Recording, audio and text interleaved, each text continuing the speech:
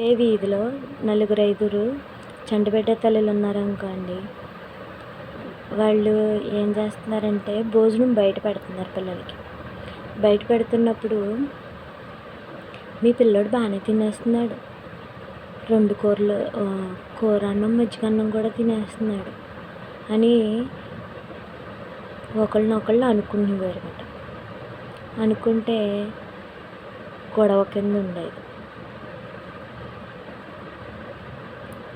అయితే గొడవ పడకూడదని చెప్పి అలా అనుకోవడం ఎందుకు, ఇంట్లో పెట్టుకుని తర్వాత నువ్వు ఎంతసేపు కావాలన్నా అంతసేపు పిల్లల్ని బయట తిప్పు, బయట వాతావరణం కూడా తగలాలి ఒంటికి అని చెప్పేదట. అలా చెప్పడం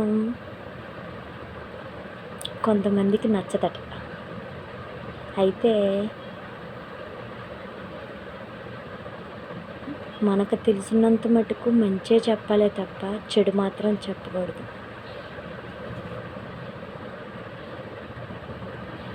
ఇలా చెప్తున్నందుకు